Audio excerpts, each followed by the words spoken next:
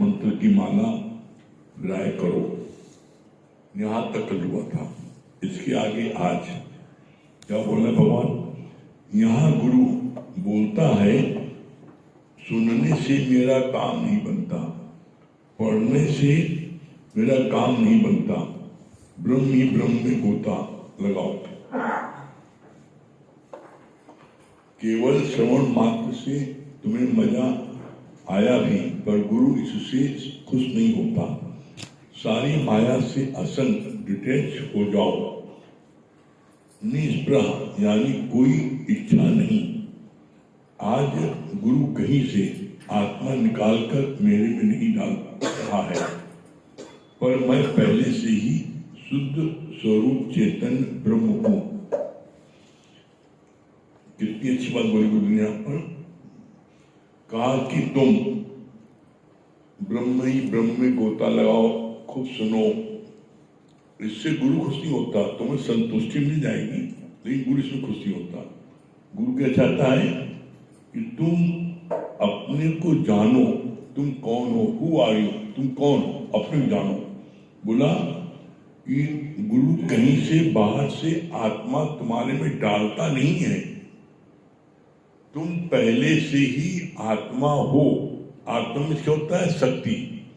आत्मा जो भगवान हम बोलते हैं, भगवान कोई व्यक्ति नहीं, भगवान एक शक्ति है, और वो शक्ति हर एक के अंदर है।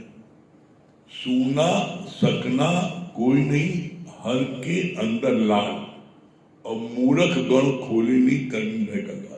कोई भी ऐसा नहीं जिसके अंदर की वो शक्ति ना हो। बिना शक्ति की कोई भी किसी का अस्तित्व नहीं रह सकता। शक्ति का ही अस्तित्व है, और उसकी जब वो शक्ति हमारे से जब तक रहती है तब तक हम जिंदा हैं, और जिस दिन उस शक्ति से डिस्कनेक्शन हो जाता है उसी दिन मुर्दा हो गया। तो जो भी व्यक्ति कोई क्रिया होती है किसी के अंदर, कोई उठता है, बैठता है, चलता है, फिरता है, दौड़ता है, खाता है, कुछ भी करता है इस शरीर से, वो शक्ति के कारण करता है। अगर शक्ति डिस्कनेक्ट हो जाए, एक दो लोग बोलते हैं आत्मा निकल गई, चली गई, गलत है। आत्मा न कहीं जाती है न कहीं आती है, आत्मा है ही है। आत्मा न कहीं जाती है न आती, आत्मा है ही है। कैसे है? जैसे आकाश। आप अभी आज प्रयागराज में हो, आकाश दिखाई पड़ रहा है, और अभी आप अमेरिका चले जाओ, वहां पर पहुंचने पर आपके बाद आकाश नहीं आएगा, आकाश पहले से है। किसी कंट्री में चले जाओ, आकाश पहले से सब जगह विद्यमान है।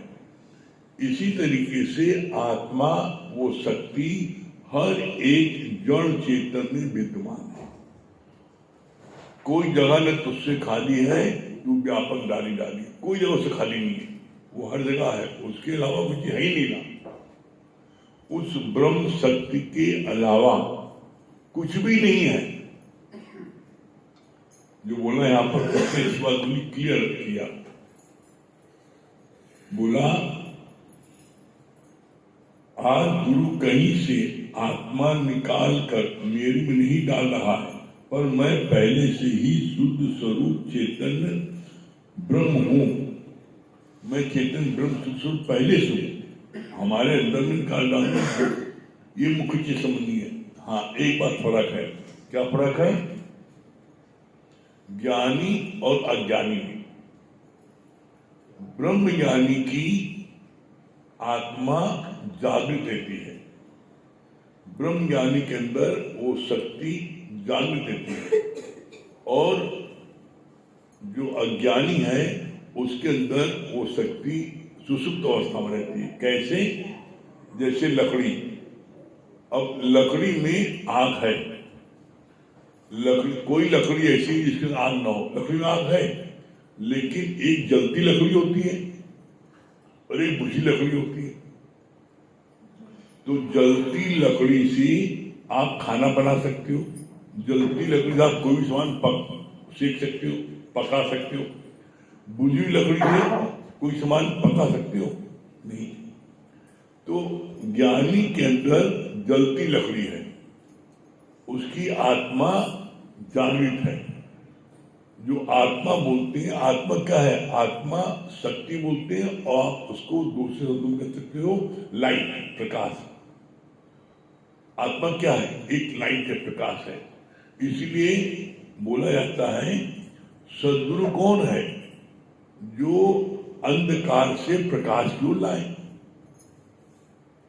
जो हमारे अंदर अज्ञान भरा है कि मैं फलाने का बेटा हूं, फलाने की बेटी हूं, फलाने का बाप हूं, फलाने का पति हूं, फलाने की पत्नी हूं, ये अज्ञान है।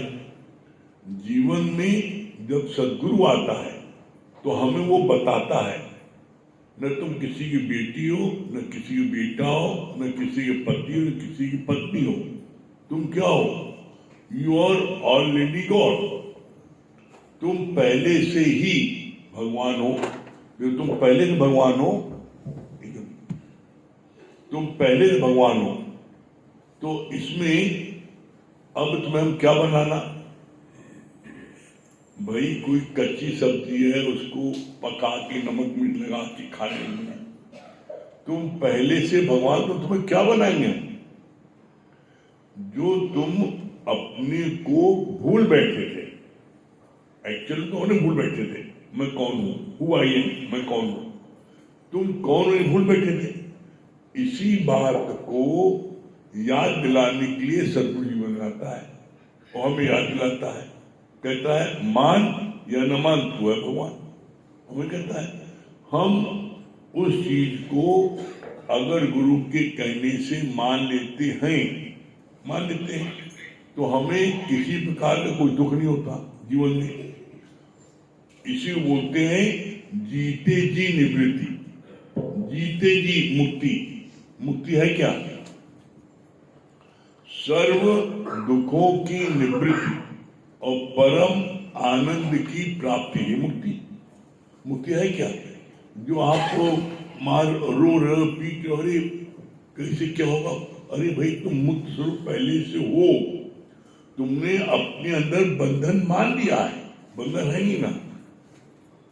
यही बात कितनी अच्छी बोली भगवान ने, कितनी प्यारी बात बोली कि आज गुरु कहीं से आत्मा निकाल कर मेरे में नहीं डाल रहा है, पर मैं पहले से ही शुद्ध स्वरूप चेतन ब्रह्म हूं।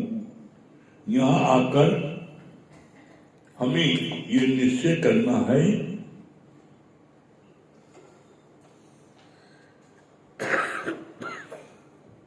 जब तुम तत्व को जानकर इसमें समा जाओगी तभी तुमको तुम्हारी हस्ती नहीं बचेगी। जब तुम अपने को जान जाओगी तब तुम्हारी हस्ती नहीं बचेगी। कैसे? जब तक तुम्हारी हस्ती है तब तक तुम्हारे अंदर से ब्रह्म प्रकट ही नहीं हो सकता। कैसे नहीं हो सकता? जैसे बीज है, बीज जब तक अपने अस्तित्व को बनाए रखता है, बीज जब तक अपने अस्तित्व को बनाए रखता है तब तक बीज वृक्ष नहीं हो सकता।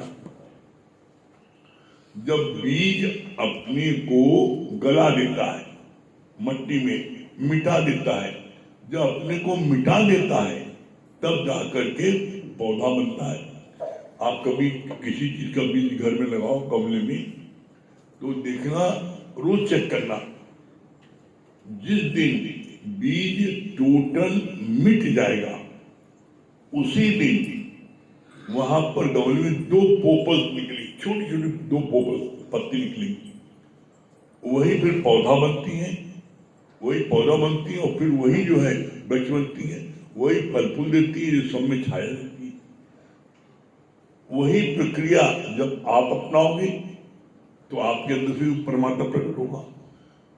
परमात्मा सबके अंदर में है, पूरा पूरा है, लेकिन जो कोशिश करता है परमात्मा को प्रकट करने के लिए उस शक्ति को, तो उसके अंदर से शक्ति प्रकट हो जाती है, और उसी के अंदर राक्षस भी है। अगर गलत कंपनी कर ली तो राक्षस भी प्रकट हो जाता है। जिस चीज के लिए आप अभ्यास करोगे वो प्रकट हो जाएगा। जैसे भगवान ने बोला, तुम गड्ढा खोदते हो, कहीं पर पानी निकलता है, कहीं पर हीरे मोती निकलता है। तो इसी तरीके से तुम्हारे को जो गड्ढा खोदोगे तो देखो, तुम अपने को शक्ति महसूस करते हो, वो ब्रह्म महसूस करते हो, तुम हो तो, लेकिन तुम महसूस करते हो क्योंकि पैदा होते ही माँ ने पढ़ा दिया था, ये तुम्हारे पापा है, ये तुम्हारी बड़ी सिस्टर, ये तुम्हारा भाई है, पढ़ा दिया था, हम वो याद रखें। तुम्हारा नाम ही है छठी दी। किसी माँ ने माता मदालसा की तरह क्या ये बात बोली कि तू सुदोषी है, तू बुद्धोषी है, तू निरंजनोषी है? किसी ने नहीं। सिर्फ माता मदालसा के 7 बच्चे थे, बहुत खूबसूरत थी। राजा उनको पर मोहित हो गया, उसने कहा हम तुमसे शादी करना चाहते हैं, तो मेरी एक कंडीशन है, मैं अपने सब बच्चों को ब्रह्मज्ञानी बनाऊंगा। मेरे कोई बच्चे जो है राजपाट, सब बच्चे, तुम अगर इस बात के लिए राजी हो तो हम शादी कर लेंगे, उससे हमें कोई इतराज नहीं है, बनाना। तो उसने जैसे कोई बच्चा होता था तो उसको शिक्षा देती थी पहले दिन, तू शुद्धोषी है, तू बुद्धोषी है, तू निर्जनोषी है। और 6 बच्चों को उसने जो है भेज दिया जंगल में तप करने के लिए, 6 ब्रह्मज्ञानी हुए। जब 7वां बेटा हुआ तो राजा ने रिक्वेस्ट किया रानी से कि कम से कम एक बेटा तो छोड़ दो जो कि राज्य को करे, हमारे पास कौन राज्य देखेगा। रानी ने रिक्वेस्ट किया, तब रानी मानी से ठीक है, लेकिन उसको भी मंत्र फूंक करके ताबीज में दे दिया। क्या दे दिया कि जब कभी तुम बहुत संकट में आ जाना, तुम्हारी नींद बेचैन हो जाए और तुम्हारे सामने बड़ा धर्म संकट है, क्या करें, जब कुछ न सुझाई पड़े, तब तुम ये मेरा ताबीज खोल के पढ़ लेना, ठीक है। और उधर 6 लड़कों को ये सहज दिया कि जब तुम्हारा भाई ये राजा है, जब ये राज्य में बहुत अधिक आसक्त हो जाए और इसकी आसक्ति राज्य में हो जाए और राज्य को बढ़ाने में लग जाए, तब उस समय तुम लोग अपना हक मांगने आ जाना। ऐसे हुआ, वो एक के बाद राज जीतता गया, खूब राज्य उसका बढ़ता गया, राज बढ़ता गया। जब बहुत उसका राज बढ़ गया और भाइयों ने देखा ये तो रात दिन इसी में लग गया है, मार काट मचाए, तब उन लोगों ने बोला आए कि हम तुम्हारे बड़े भाई हैं 6 और हमें अपना हिस्सा चाहिए। वो दिन उसकी रात भर नींद गए, अरे बाप रे, मार काट मचाएंगे, हम इतना राज जीता और इसके 7 हिस्से होंगे, 6 हिस्से लोग ले जाएंगे। तो एकदम उसकी रात की नींद, सारी रात तो वो जगता रहा, बड़ा बेचैन हो गया। इतनी मार काट मचाने वाले मैंने राज जीता है, अब इसके 7 बंटवारे हो जाएंगे। भाई पूछा पाछा सबसे, कहा सही बात, तुम्हारे 6 भाई हैं, ये लोग जंगल चले गए थे, उनका हिस्सा होता है, देना पड़ेगा।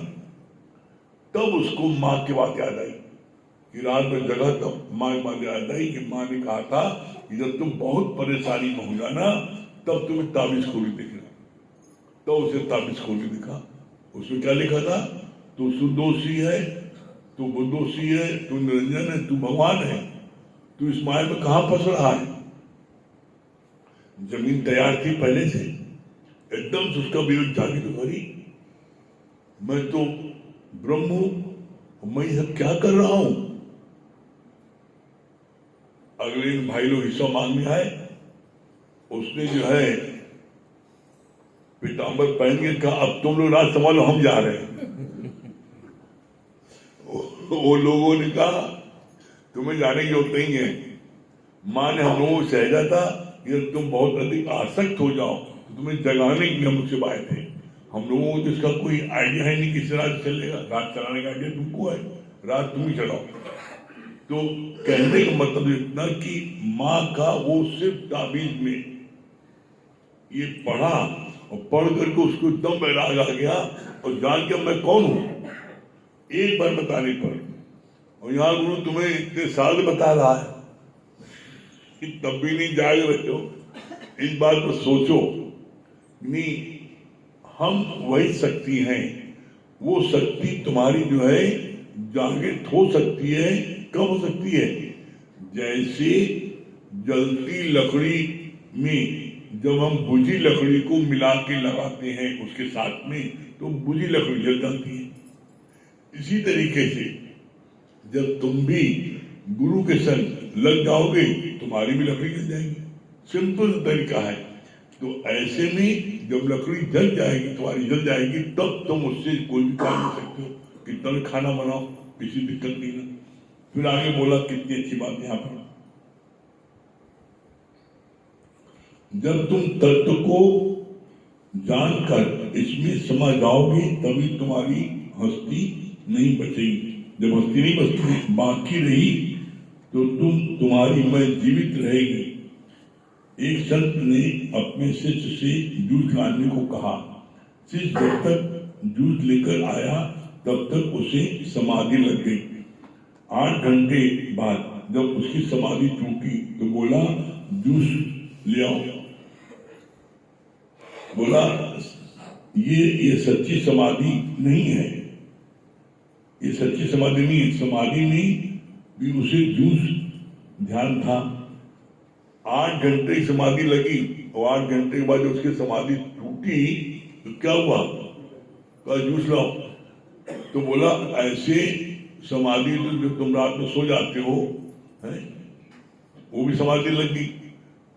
तुम्हारे को जिस चीज में तुम्हें आनंद आता है, जिस चीज में मजा आता है, जुआ खेलने मजा आता है, पीने मजा आता है, उसमें कुछ सामान लग जाती है। आदमी पी लेता है तो वो बात सो जाता है, उस समय उसको कुछ नहीं सूझता एकदम बिल्कुल।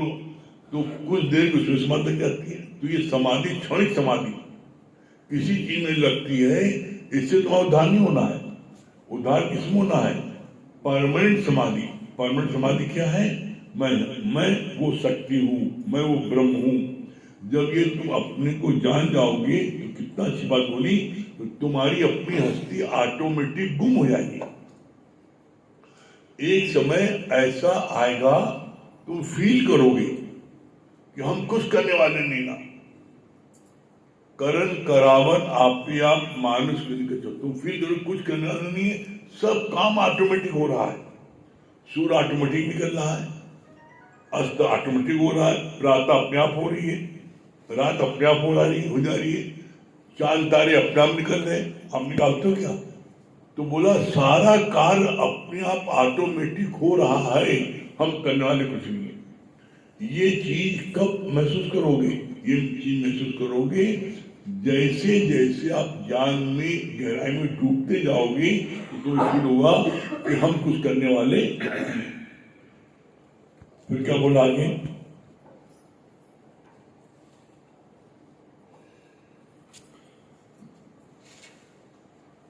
एक महिला को सत्संग में ही समाधि लग जाती, पर किसी ने उसे छू दिया तो वो चिल्ला उठती थी, बोली मेरे को तकलीफ होती है। गुरु ने कहा ये समाधि तो सच्ची नहीं है। ऐसे थोड़ी देर का आनंद तो जुआड़ी को जुआ से, शराबी को शराब से भी मिल जाता है। ऐसी तो नींद में भी देर भूल जाती है। समाधि के बाद फिर अगर तुमने जगते शब्द याद किया तो वो सच्ची समाधि नहीं। क्या लाभ? तुम्हें समाधि लगाने पहले तुमने मांगा नींबू को पानी लाओ, 8 घंटे की समाधि बाद में जो चीज तुम लास्ट में बोलोगी तुम्हें वही तुम्हारे तो बैठी रहेगी। और जब तुम जगोगे तुमसे देर पहले मांगा था नींबू को पानी लाए नहीं, लाओ फिर लाओ। तो समाधि क्या भाई? समाधि का ज्ञान के अनुसार क्या मतलब है? समाधि का ज्ञान के अनुसार मतलब समबुद्धि, समदृष्टि। समाधि का समाधि है मतलब तुम्हारी में ये समाधि लग जाए, तुम्हें समदृष्टि तुम्हारी हो जाए, तुम्हारा समभाव हो जाए हर एक के प्रति। किसी के प्रति ऐसा नहीं ऊंचा, किसी के नीचा नहीं। कोई बड़ा रईस है उसकी तुम चापलूसी कर रहे हो, कोई गरीब है उसकी तुम बेइज्जती कर रहे हो, तो बोला ये गलत है। तुम्हारा समदृष्टि होनी चाहिए और सम भाव होना चाहिए। फिर क्या बोला आगे भगवान ने? सच्चा गुरु बोलता है जागते रहो, यानी ज्ञान सुन करके, चेष्टा करके, जा करके सर्व में ये ज्ञान सुनाओ। और झूठे गुरु बोलते हैं आते रहो, यानी उनकी दक्षिणा तैयार रहे। गुरु का बच्चा कभी भी सुन कर प्यार नहीं करेगा। समभावना, समदृष्टि रखो। समाधि लगाई, तत्व ज्ञान सुनाया, फिर भी अगर मैं नहीं मिटी तो सब व्यर्थ है। अगर तुमने समाधि लगाई और तुम्हारे अंदर से अगर मैं नहीं मिटी तो सब बेकार है। क्यों? जब मैं था तो हरि नहीं, अब हरि है मैं नहीं। एक म्यान में दो तलवार देखा सुना न कोई, या तो तुम रहोगे जीव या ब्रह्म, दोनों नहीं रह सकते। या तो तुम ब्रह्म हो या तुम जीव हो। ब्रह्म मानोगे तो कोई भी दुख, तकलीफ, विपरीत परिस्थिति तुमको प्रभावित नहीं कर सकती। जीव बनोगे तो थोड़ी सी भी कोई विपरीत परिस्थिति आएगी तो उससे तुम प्रभावित होगे, रोगे, बिलकोगे, डिप्रेशन में आओगे, घर छोड़ के भागोगे। और दुनिया में कोई ऐसा प्राणी नहीं है जिसके जीवन में दुख और सुख दोनों ना आए। तुम्हारे चाहने से दुख सोचो ना आएगा, ऐसा नहीं। तुम चाहो सुख ना आए तब भी आएगा। दुख सुख दोनों आएंगे जैसा तुमने कर्म किया है। भौतिक जगत के जन साधन जो होते हैं वो तुम्हारे पिछले कर्मों के अनुसार मिलते हैं। कैसे मिलते हैं? इसका प्रत्यक्ष प्रमाण देख लो। क्या प्रत्यक्ष प्रमाण है? कि आपको एक बच्चा आज पैदा हुआ, वो राजा कुआं है, पैदा हुआ, रात के सारे सुख भोग रहा है। अभी पैदा हुआ कि सोने के चम्मच में, सोने कटोरी में, सोने पलंग पर सो रहा है और सोने चम्मच से सोने की उसमें कटोरी में दूध पी रहा है। और एक भीख मंगे को पैदा हुआ जो सड़क पर नंगा घूम रहा है, कहीं सोने ठिकाना नहीं ना, कपड़ा तक नहीं, खाना तक नहीं है। तो अभी तो उसने कोई कर्म किया नहीं, अभी तो बच्चे ने कोई कर्म किया नहीं। तब वो एक गरीब कुआं जिसको खाने को लाने पड़े, खाने में नहीं मिल पा रहा है, चारे का हाथ फैलाता, मार खाता है, तब खाना पाता है। और एक राजा को पैदा हुआ तो उसने अभी कोई कर्म किए ही नहीं, तब ऐसा कैसे हो गया? तब बोला भगवान ने, ये उनके पिछले कर्मों के अनुसार आज तुम्हारा बनता है। आज जो उनको मिल रहा है वो पिछले कर्मों के अनुसार। इसी तरीके से आज जो तुमको कर्म प्राणी मिले हैं, जो तुमको कर्म प्राणी मिले हैं वो तुम्हारे पिछले कर्मों के कारण मिले हैं। तुम्हारे पिछले कर्म तुम्हारे जो कर्म कैसे थे, कर्म अच्छे थे तो तुम्हें अच्छा। आज एक पति जो है अपनी पत्नी को बड़े प्यार से शोर करता है, मैडम चाय पी लो, और एक सुबह उठते वक्त गाली बकता है, उठ सो रही है, गाली बकता चाटो। तो एक जो है, एक बच्चे जो माँ के पिता की उनकी आज्ञा में चलते हैं, उनकी बड़ी रिस्पेक्ट करते हैं, एक मारपीट करते हैं।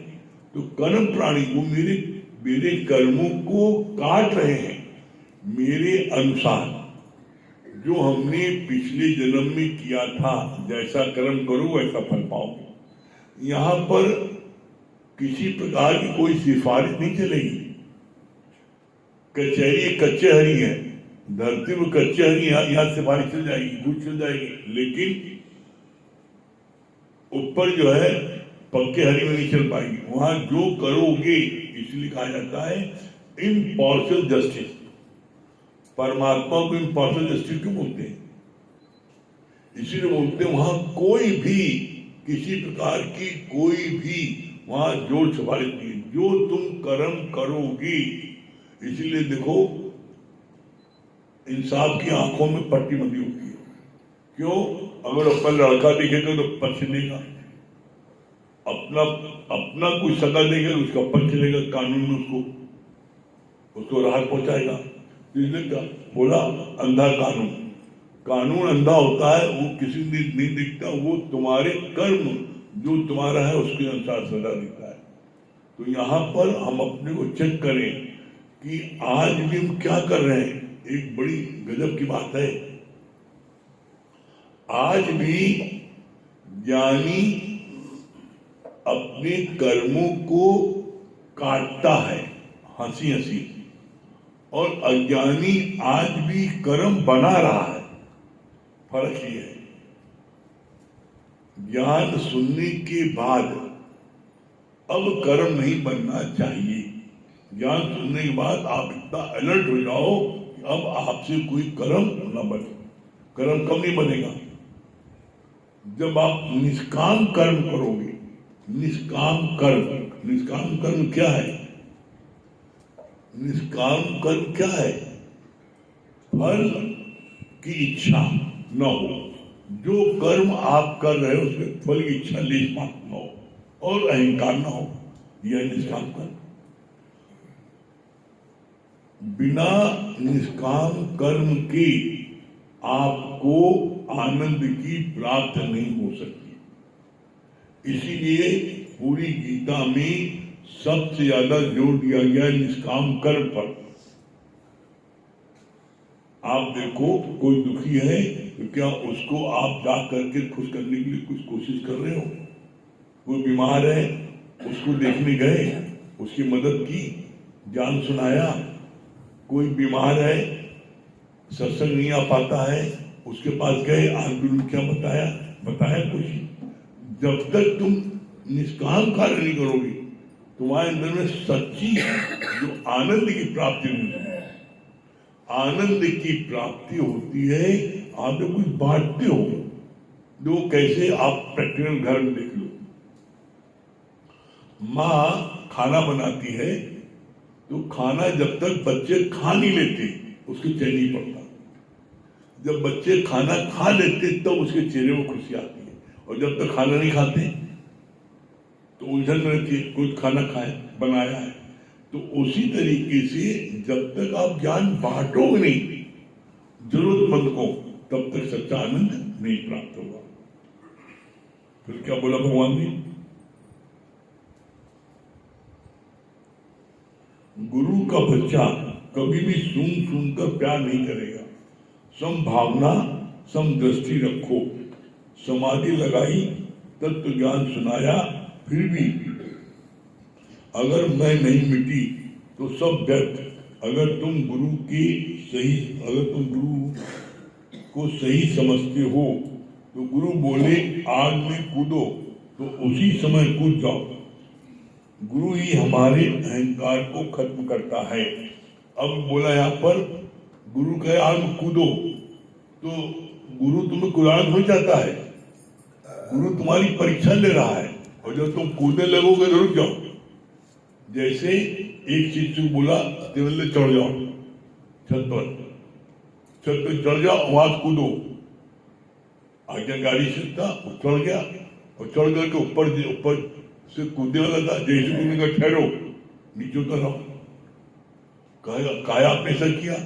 हम देखना चाह रहे थे कि तुम मेरी आज्ञा में चलते हो, और जो वैसे हैं जिनको अंधी श्रद्धा नहीं है, वह गुरु हमारा हाथ पर तोड़ा, हम यही दिन मेरे पास आए रहेगा। जैसे काल जो है वो खड़ा है तुम्हारे लिए। 3 शिष्य थे, वो उन्होंने मारा, पत्थर मारा सांप को, तो उन्होंने दौड़ा दिया सांप ने, वो अपने गुरु के आश्रम में घुस गए, तो वो बाहर अंदर नहीं गया सांप। क्यों? जानता अगर अंदर जाएंगे तो हमको भस्म कर देगा इनका गुरु। बाहर गुरु आए, क्या बात है, ये 3 बच्चों ने मेरे को घायल किया, इनका खून चाहिए, इनको हम काटेंगे। कहा ठीक है, हम तुमको खून लाग देते हैं, तुम काटो नहीं। गया जो पहला शिष्य था जिसके अंदर अंधी श्रद्धा थी, चाकू लेके गया, थोड़ा सा खून उसका अंगूठा हल्का काटा और खून लागे दे दिया। दूसरा शिष्य के पास गए, उसके बाद जब गए तो वो जग गया और कहा गुरु जी हम आपकी शरण आए हैं, आप हमें ऐसा कर रहे हैं, क्यों कर रहे हैं? तो गुरु ने बताया कि काल तुम्हारे इंतजार कर रहा है, तुमने उसको खाली करके आए, तुमको काटेगा, बाहर निकलोगे। तो उसने कहा ठीक गुरु जी, आप जैसा उचित समझते कर लिए। तो गुरु ने उसका खून लाग दिया, शांत हो गया, कुछ नहीं बोला। तीसरा शिष्य दूर था, उसको विश्वास बिल्कुल नहीं था, वो देखी कहानी आपकी, चक्कू लेके गुरु आ रहे हैं, ये गुरु की कसाई है। भागा तेजी से बाहर, और जैसी बाहर भागा, आश्रम के बाहर से कदम रखा, उसी सांप ने उसको डंक मारा, वही मर गया। सिद्धांत क्या है कि अगर तुम्हारे मन में अंधी श्रद्धा है तो गुरु काल को भी तुमसे बचा लेगा। जिज्ञासु हो, अगर अंधी श्रद्धा नहीं है, कोई बात तुम्हें गलत लगती है तो तुम गुरु से पूछो। जैसे उस शिष्य ने कहा गुरु जी हम तो आपकी शरण आए, आप हमको चाकू लेकर मारने क्यों आ रहे हो? कब मारने नहीं आ रहे, तुम्हारा थोड़ा सा खून सांप को दे देंगे तो शांत हो जाएगा, नहीं तुमको बाहर निकलो काट देगा। तो उसने कहा ठीक गुरु जी मेरी भलाई है, आप ऐसा कर लीजिए। लेकिन तीसरा दूर था, वो जो है पूछा भी नहीं, और देखा चक्कू लेके आने का, ही तो हमारे कत्ल करने आए, भागा। तो भागा, बाहर से सांप ने काट दिया। तो कभी भी किसी बात पर, कोई बात पर अगर तुम्हारे को डाउट होता है, गुरु से पूछो, पूछ लोगे तब भी कल्याण हो जाएगा। लेकिन तुम बिना पूछे तुम रह गए तो निश्चित सत्य छोड़ भाग जाओगे। क्यों? मन में बहुत सी गलत भावना जाएगी। यहाँ गुरु ये कहता है कि तुम्हारे को पूछने का अधिकार है, तुम पूछो, लेकिन फायदा तब होगा जब पूछने के बाद उसको अपने जीवन में लगाओगे। तो अब गुरु के वचन को जीवन में लगाओगे? Very good. जो बोले वो लगाएंगे, जो ना बोले नहीं लगाएंगे। बाद में बोले सो हटा।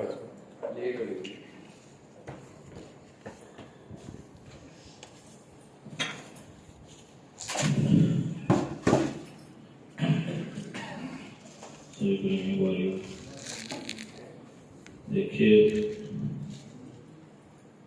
इस पे एक बार बहुत अच्छा दृष्टांत गुरु जी ने बताया था। कहा एक बार गुरु ने अपने 3 शिष्यों की परीक्षा लेनी चाहिए, देखो कि सचमुच ये गुरु के वचनों पे चलते हैं कि नहीं चलते। तो गुरु ने क्या किया, एक ड्रम में तीनों को खड़ा कर दिया और बोला कि धीरे धीरे पानी ऊपर आता जाएगा, मोटर चला देगा, और कहा जब तक मैं ना वापस आऊं तब तक तुम तीनों हमारी यहीं पर प्रतीक्षा करना। कहा ठीक है गुरु। अब परिस्थिति आने पे ही पता चलता है कि कौन कितनी दृढ़ता से खड़ा है। वैसे तो सभी कहते हैं हम गुरु के बहुत भक्त हैं, हम गुरु के प्रिय हैं, हम सच्चे शिष्य हैं, लेकिन जब परीक्षा होती है तो दूध का दूध और पानी का पानी हो जाता है। गुरु ने कहा ठीक। गुरु ने तीनों को स्टॉप में खड़ा कर दिया और मोटर चला दिया। अब आहिस्ता आहिस्ता पानी भरना शुरू हो गया। तो जिसकी आस्था गुरु में बहुत कम थी तो घुटने तक तो उसने बर्दाश्त किया, जब घुटने तक पानी आया तो वो भाग गया। उसने कहा ये कौन सी तरीका है परीक्षा लेने का, मैं नहीं मानता। वो भाग खड़ा हुआ। जो दूसरा वाला था उसको उससे ज्यादा आस्था थी। उसने कहा कि कोई बात नहीं है, मैं परीक्षा दूंगा। अब वो पानी चढ़ते चढ़ते उसके गर्दन तक आ गया। अब जब गर्दन तक आ गया तो उसको लगा ऐसा तो नहीं गुरुजी भूल गए, और ये सोच के वो भी भाग गया।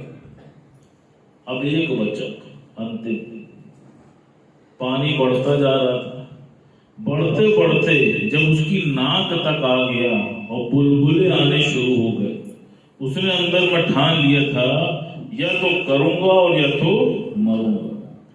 मैं गुरु के वचनों पे मर मिटूंगा लेकिन भागूंगा नहीं। गुरु दूर से खड़ा देख रहा था। जैसे ही बुलबुले आए, गुरु बंद करके आया और आके उसको गले लगाया।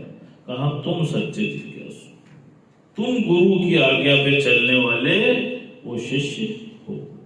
अब आप देखो, हम सब भी क्या कहते हैं, जो तेरी इच्छा वही मेरे लिए अच्छा।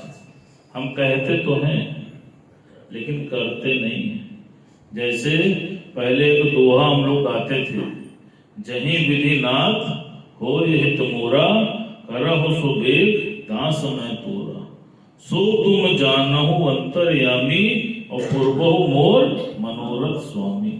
हम बोलते तो हैं लेकिन जब भगवान कांट छांट करता है तो हम छटपटा के भाग जाते हैं। जैसे नारद जी के साथ हुआ, जब माता का स्वयंवर हो रहा था तो नारद जी भगवान के पास गए और जाके उनसे बोले कि प्रभु मेरा चेहरा बहुत सुंदर बना दीजिए जिससे कि वरमाला मेरे को पड़ जाए। भगवान मुस्कुराए, कहा ठीक है। और जाते जाते उन्होंने अंत में भगवान से बोला कि प्रभु जो मेरे लिए अच्छा हो वो कर दीजिए। भगवान ने कहा ठीक है। अब जब स्वयंवर हुआ और जयमाल की बारी आई तो जैसे ही माता जयमाल लेके आगे बढ़े तो नारद जी गर्दन बढ़ा दें, लेकिन उनको ना डाल के वो आगे बढ़ गए। ऐसे करते करते अंत में उन्होंने भगवान को वरमाला डाल दी। अब उनको बड़ी कुंठा हुई कि भगवान ने तो मेरा चेहरा इतना सुंदर बनाया था, उसके बाद भी मुझको वरमाला नहीं डाली। तो जो साथ वाले होते हैं उनको भी बड़ा वो होता है। उन्होंने कहा तुमको पता है क्यों तुम्हारे माला नहीं पड़ी? कहा क्यों? कहा चलो तुम्हें दिखाएं। तो जल में ले जाके उन्होंने जब नारद जी को उनका चेहरा दिखाया तो उन्होंने देखा क्या कि जो उनका चेहरा है वो तो बंदर का है। अब जब उन्होंने अपना चेहरा बंदर का पाया तो उनको बड़ा क्रोध आया, और उस क्रोध में आने के बाद उन्होंने भगवान को श्राप दे दिया। क्या बोला? कहा जिस नारी के लिए आज मैं तरसा हूं, एक दिन आप भी तरसोगे, और तब यही बानर आपकी सहायता करेंगे। अब आप देखो, जैसे गुरुजी बोलते हैं ना, प्रबल प्रेम के पाले पड़कर प्रभु को नियम बदलते देखा, और प्रभु का मान टले टल जाए पर भक्त का मान न टलते देखा। आप देखो, भक्त का मान रखने के लिए भगवान ने उनका श्राप भी कबूल कर लिया। आप सोचिए, और फिर अवतार लिया और बानरों ने उनकी सहायता किया।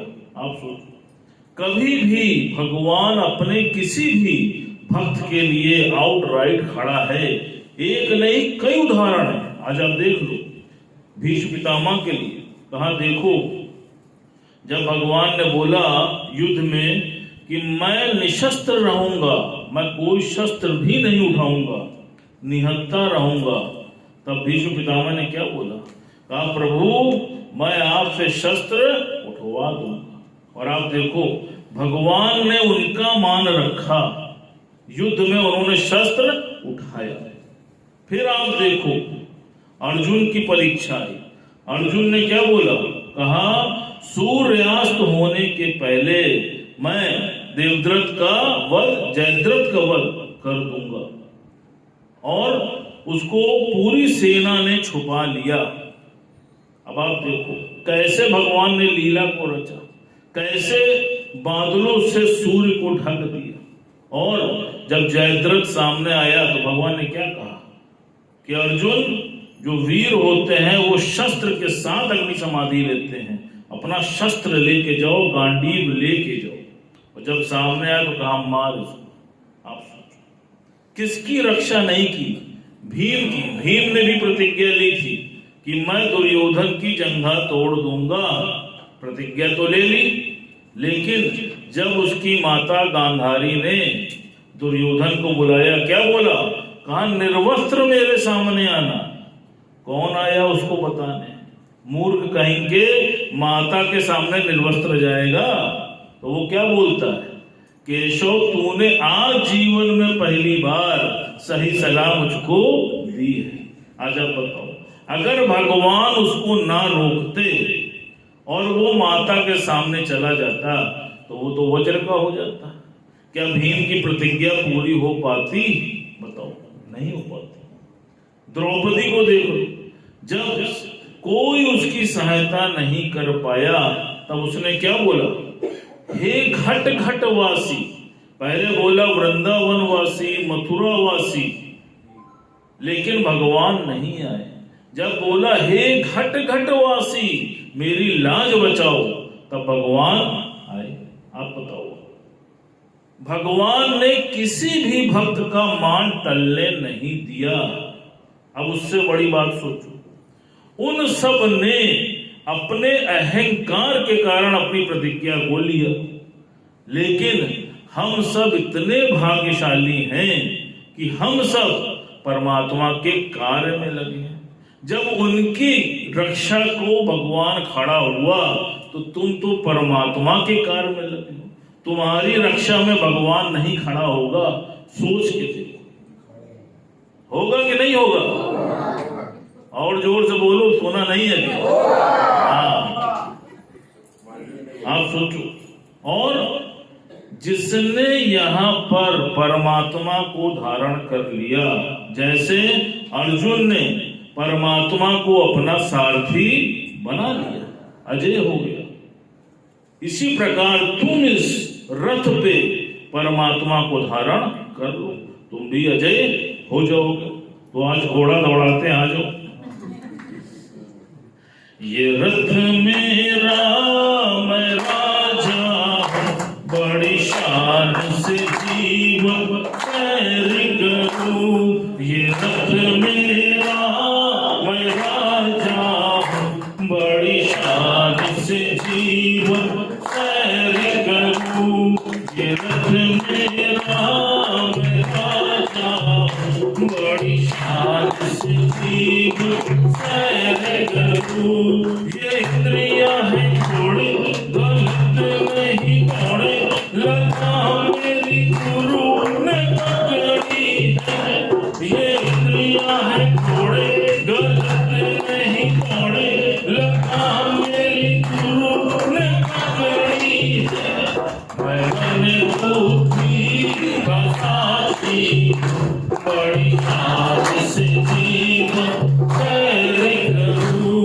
मैं बने बुद्धि का साथी, बड़ी शान से जीवन सैर करूं। ये रथ मेरा मैं राजा हूं, बड़ी शान से जीवन सैर करूं।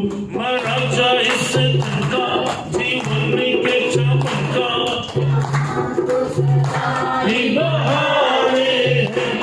मैं राजा इस चमका, जीवन के चमका यहाँ तो सदा ही बहारे हैं।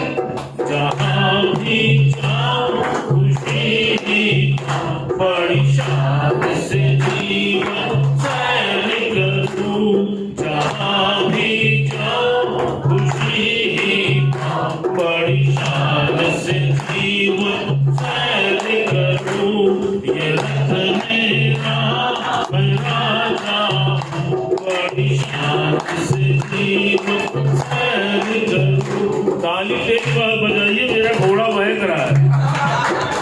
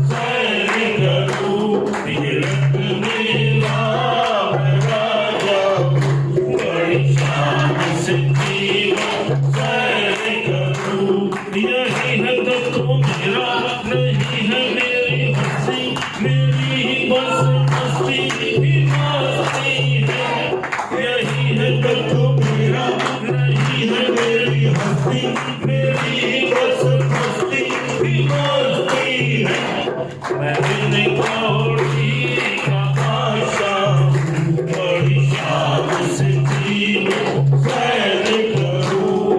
मैं दिल कौड़ी का आशा बड़ी शान से जीवन सैर करूं। ये रंग मेरा मैं राजा बड़ी शान से जीवन सैर करूं। ये रंग मेरा मैं राजा बड़ी शान से जीवन सैर करूं। हाँ, क्या बोली सुशीला जी? हरिओम गुरुजी, हरिओम मीरा भाभी। बहुत अच्छी बात आप बताए ना कि जैसे ज्ञान में आने के बाद जो हम पिछले जन्म में जो भी हम कर्म किए हैं उसी अनुसार से हमें कर्म प्राणी मिला है।